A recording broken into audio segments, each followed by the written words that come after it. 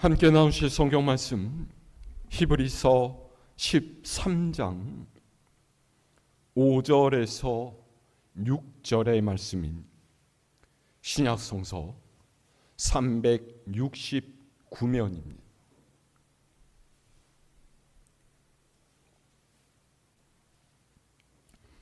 히브리서 13장 5절에서 6절까지 제가 한 절, 여러분이 한 절씩 교독합니다. 돈을 사랑하지 말고 있는 바를 족한 줄로 알라. 그가 친히 말씀하시기를 내가 결코 너희를 버리지 아니하고 너희를 떠나지 아니하리라 하셨느니라.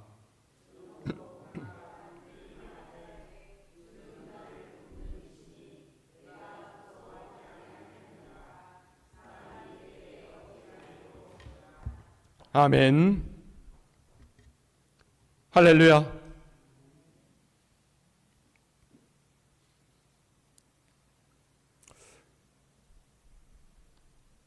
여러분도 보셨는지 모르겠는데 예전에 평생 모은 돈을 땅에 묻어두었던 한 사람에 대한 기사가 신문에 실렸던 적이 있습니다.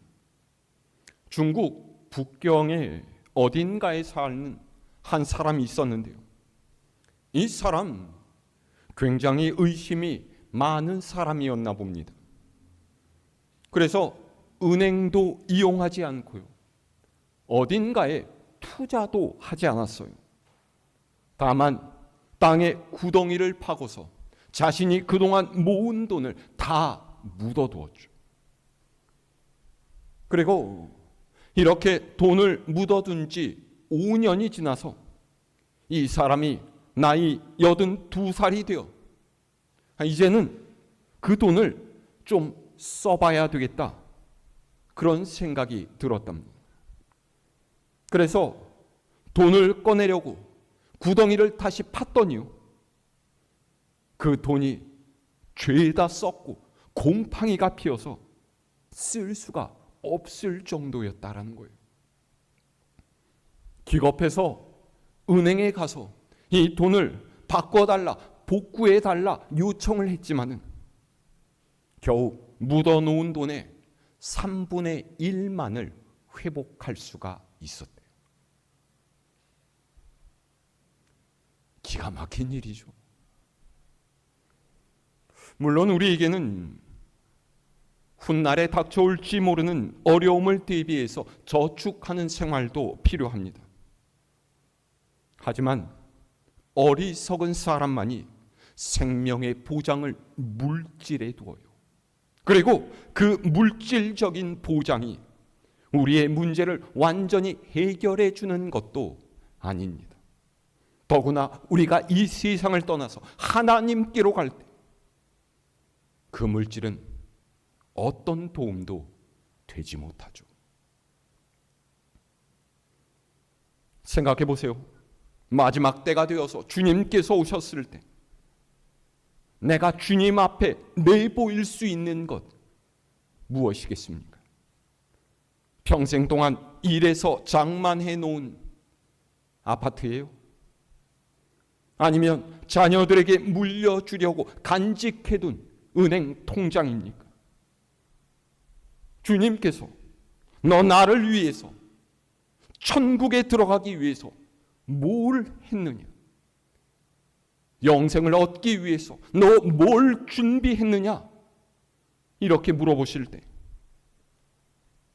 아유 주님, 제가 먹고 사는데 바빠서 사실은 아무것도 준비하지를 못했습니다.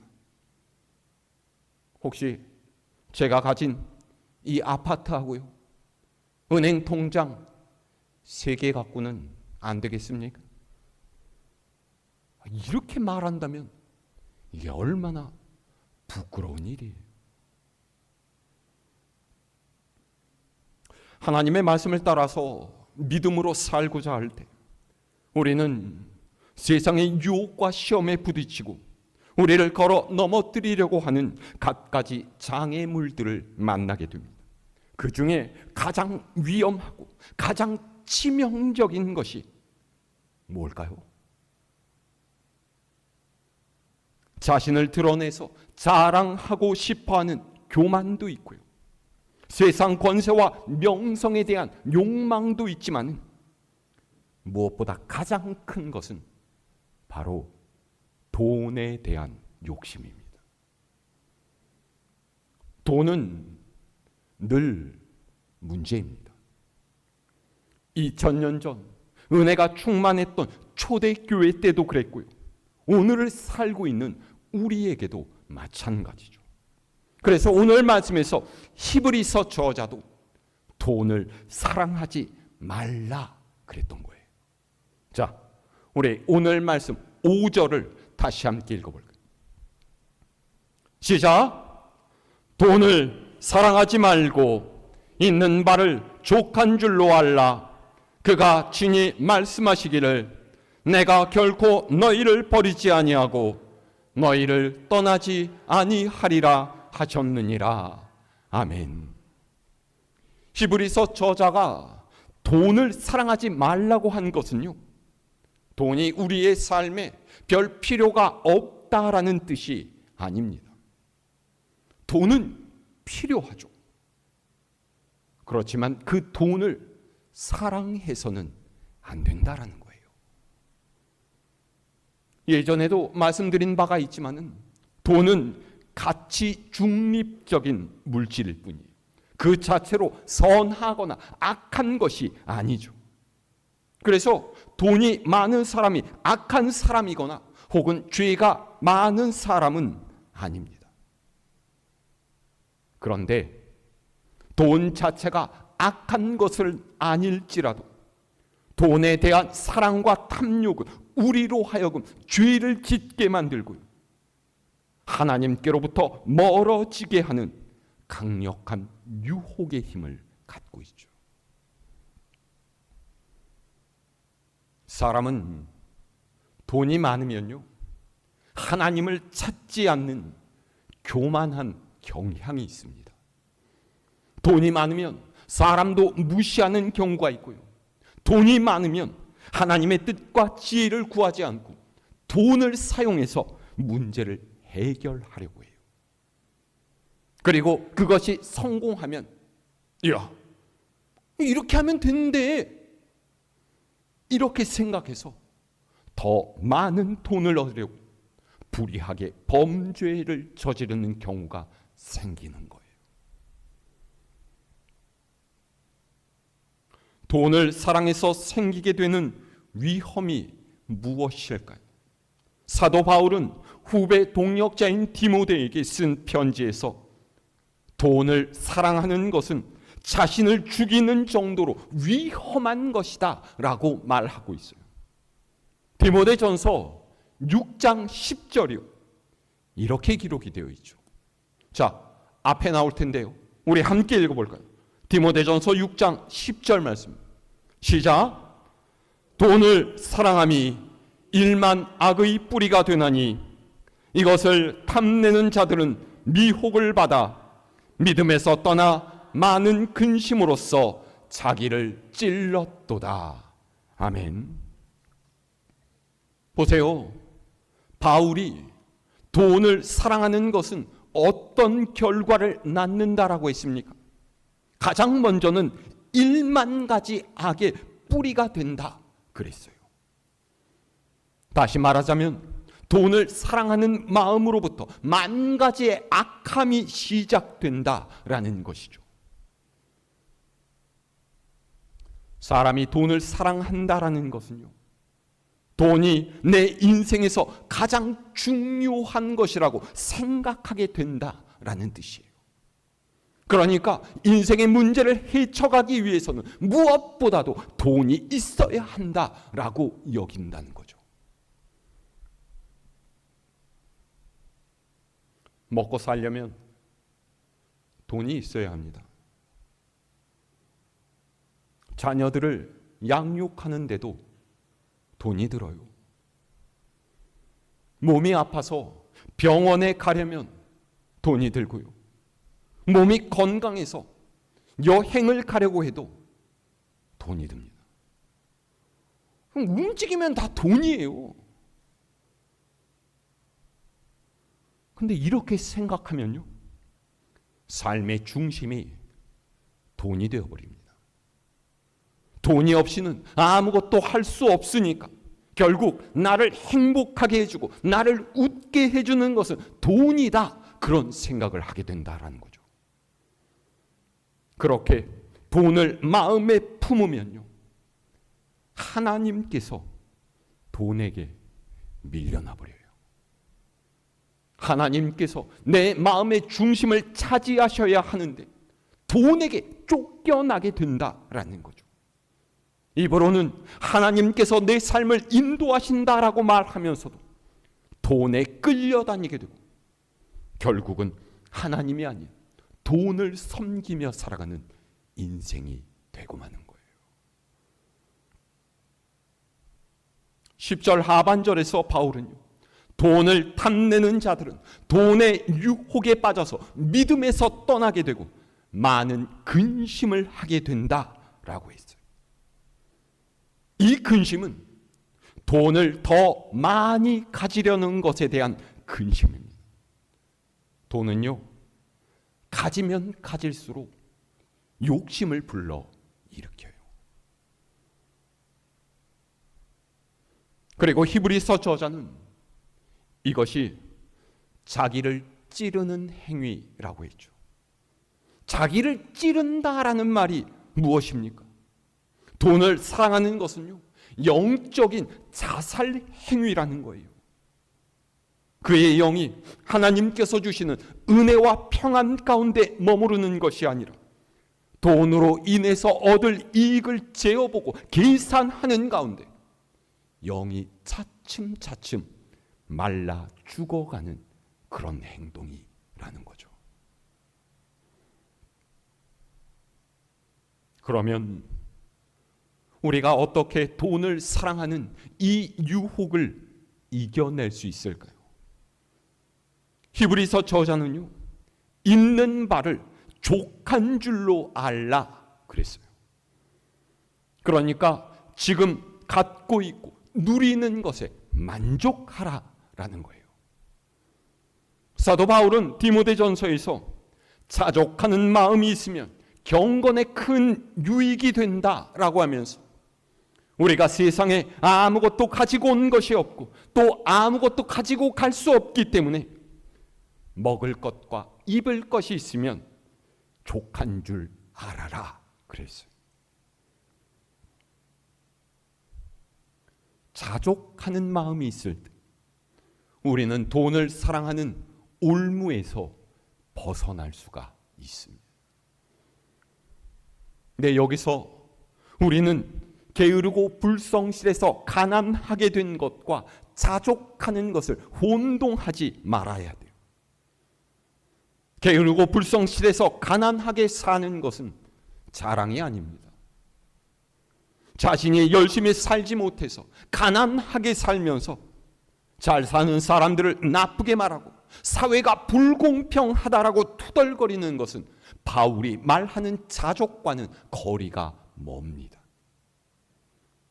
바울이 말하는 자족하는 삶이란 날마다 성실하게 땀 흘려 일하고 그렇게 해서 얻은 소득을 족한 줄로 여기고 자신의 생활을 사랑하면서 과한 욕심을 부리지 않고 알뜰살뜰하게 살아가는 생활 태도를 의미하는 거예요. 우리 모두는 서로 다른 환경 또 다른 처지에서 살고 있지 않습니까? 아파트에 사는 분도 있고요.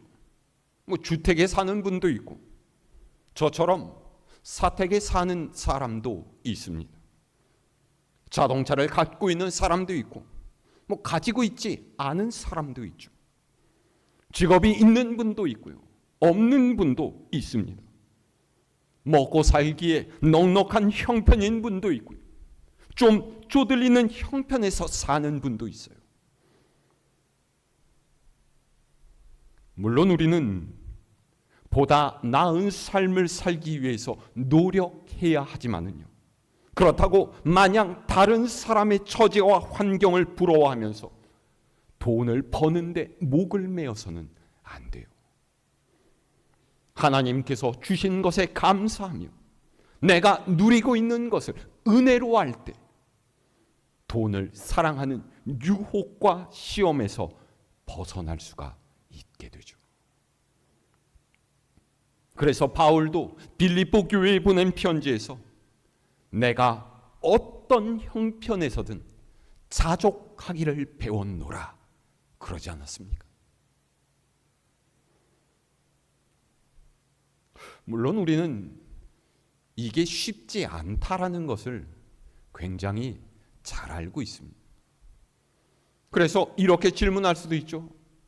목사님, 사람이 살다 보면요, 어려울 때도 있고 평안할 때도 있고 궁핍할 때도 있고 부유할 때도 있는데 어떻게 인생의 모든 상황에서 만족할 수가 있겠습니까? 맞는 말입니다. 우리는 오르락 내리락하는 인생의 변곡점 위에서 살아갑니다. 우리의 상황과 처지는요, 늘 똑같지 않습니다. 그런데 어떻게 만족할 수가 있죠? 여러분, 우리의 만족은요, 내 통장에 잔고가 얼마 있느냐에 달려 있는 것이 아니에요. 우리의 만족은 하나님께서 나와 함께 하심을 확신할 때 가능한 거죠. 오늘 5절 하반절 보세요. 뭐라고 되어 있습니까? 내가 결코 너희를 버리지 아니하고 너희를 떠나지 아니하리라. 하나님께서 그렇게 말씀하셨다라는 거예요. 이 말씀은 우리와 함께 하시는 임마누엘 하나님의 임재를 확인시켜주는 대목입니다. 믿는 이의 가장 큰 백은요, 남편도 아니고 부인도 아니고 자녀도 아니고 바로 하나님이세요. 세상의 모든 만물을 지으시고 다스리시며 지금도 우리의 역사를 움직여가고 계시는 하나님께서 나와 함께하고 계심을 믿는다라면 우리의 형편이 잠시 어렵고 힘들다고 해서 근심하고 낭망할 이유가 무엇이겠습니까? 하나님께서 우리를 회복시키시고 다시 일어나게 하실 텐데요. 그러니까 결국 관건은 무엇입니까? 그 하나님께서 나와 함께하고 계심을 믿는 믿음이에요. 구약성서 신명기 31장 6절은요, 이렇게 기록이 되어 있어요. 너희는 강하고 담대하라. 두려워하지 말라. 그들 앞에서 떨지 말라. 이는 네 하나님 여호와 그가 너와 함께 가시며 결코 너를 떠나지 아니하시며 버리지 아니하실 것이미로라. 아멘.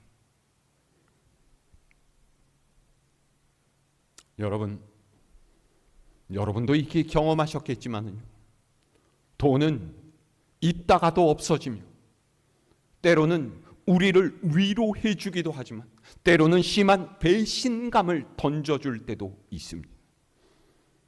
돈은 언제나 나와 함께 있는 것이 아니에요. 우리의 지갑은 때로는 뚱뚱하다가도 때로는 홀쭉해집니다. 아이고야, 그 돈이 다 어디로 갔다냐? 여러분, 이런 말 할 때 있지 않습니까?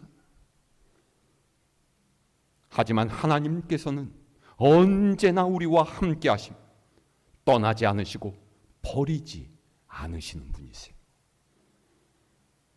끝없이 더 많은 물질을 창고에 쌓으라 하고 만족할 줄 모르고 돈에 대한 욕심으로 허덕이게 만드는 이 세상에서 우리를 감사와 만족함으로 살게 하는 힘은 하나님께서 나와 함께 계신다는 이 사실을 깨닫는 것입니다. 자, 우리 오늘 6절의 말씀 함께 읽어볼까요? 시작. 그러므로 우리가 담대히 말하되 주는 나를 돕는 이시니 내가 무서워하지 아니하겠노라. 사람이 내게 어찌하리요 하노라. 아멘.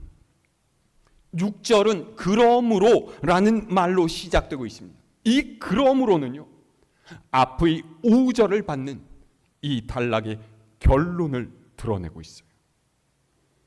세상 모든 만물의 주인이신 하나님께서 나와 함께 계시는데 돈 때문에 요동하고 물질에 집착하면서 근심 가운데 살아가서야 되겠느냐라는 거예요. 오히려 하나님께서 나를 도우시는데 사람이 내게 어찌할 수 있으리요? 그런 담대한 믿음으로 살아가야 하지 않겠냐라는 거죠. 바울은 로마서 8장 31절에서요, 이 부분에 대해서 만일 하나님께서 우리를 위하시면 누가 우리를 대적하리요? 그렇게 덧붙여 설명하고 있어요. 바로 이 믿음이 돈을 사랑하지 않을 수 있게 하는 근거가 됩니다.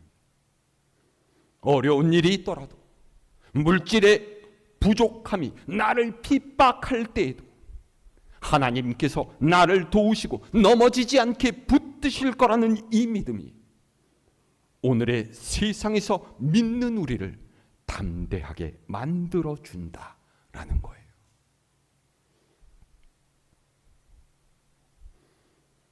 그러니 여러분, 담대한 믿음으로 사시기를 바랍니다. 사람이 내게 어찌하리요? 환경이 나를 어찌하리요? 물질이 나를 어찌하리요? 그런 담대함이 있어야 돼요. 왜요? 무엇 때문에 그렇습니까? 히브리서 저자는 오늘 말씀을 통해서 분명하게 이야기하고 있어요. 주님께서 우리를 돕는 분이시라고. 주님께서 내가 너희를 버리지 아니하고 떠나지 않겠노라고 약속해 주셨기 때문이다 라는 거예요.